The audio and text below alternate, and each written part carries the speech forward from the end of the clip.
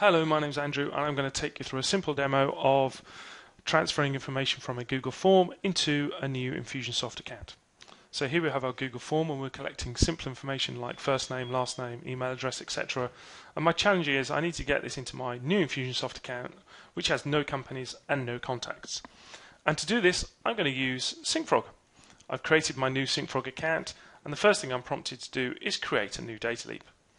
So the first step is to select my source, which is obviously a Google form, and then select my target. I click next, and then I'm asked to authorize Syncfrog. So I go to Google and say, yes, Syncfrog can access my Google account, and it then asks me which spreadsheet I'd like to use, and I only have one, which is the responses for the web form, and I'll say, let's get all rows, and we'll click next, and then I'll be asked to authorize Syncfrog for InfusionSoft.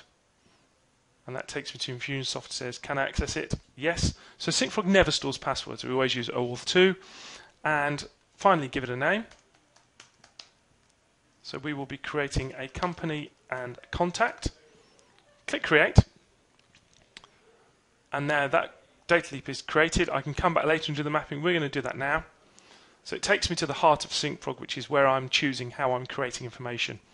So here are my InfusionSoft types on the left, basic things like company, contact, opportunity, and then more advanced types that we'd come back to in later demos. So the first thing I want to do is create a company, so I add new section. And we can use the auto map fields to suggest possible places to put information.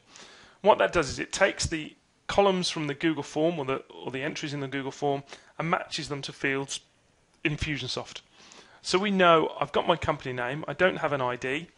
I don't want to use the email that we're collecting because that's a contact email. I don't want to use the first name or last name, obviously, but I will use the phone number. So we'll just select the other fields and delete those. So for each form entry, I'll create a... I need to delete my third one as well.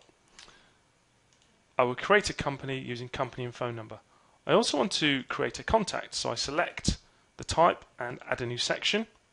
So now I'm creating a contact. I can use my automap field button again, automap field, and this time we will be using the email address, first name, last name, and the phone number. But we also need to link the contact back to the company. And to do this, we're going to use a little bit of Syncfrog magic, and we're not going to populate the company string, so we'll get rid of that. What we are going to do is we're going to use the ID here, which is the integer, and we're going to populate that with a reference 1, which is a special field in Syncfrog that basically says use the ID that's created when we create the company and use that to link the contact. So that's basically going to create our contact and link it back to the company we've created in section 1. The last thing I want to do here is I'm going to map another field, and it's not one that's in my form, but I want to map to contact type. And for that, I'm going to use a fixed value. So I'm prompted to enter my text. I'm going to enter a value of prospect. So everybody that completes the form will go in as a prospect.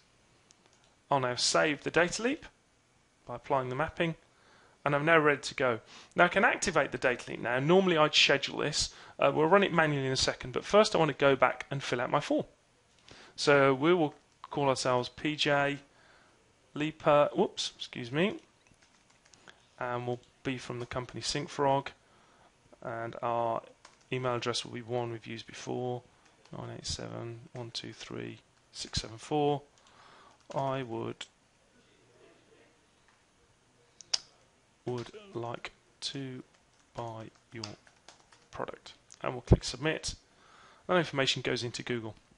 So we can now basically run our data leap. And as I say, we normally schedule it, but let's run this now for all of our rows. Get rid of the annoying Windows message. So that's going to fetch all the Google form data and hopefully throw that into InfusionSoft. We can see that it's run, it's created one, and it's finished without error. But if there are errors, we've basically got a full round trip fix and correct using, we basically select the errors, download them, reload them, and run away and run again. So we can get rid of that. Go back into our contacts and just refresh our contacts in InfusionSoft, and there is our PJ Leaper record created with our email, and we can see that we've already created a company as well with the phone number. So there in just about 5 minutes, created a company and a contact in InfusionSoft with one Syncfrog data leap. Thank you very much and have a great day.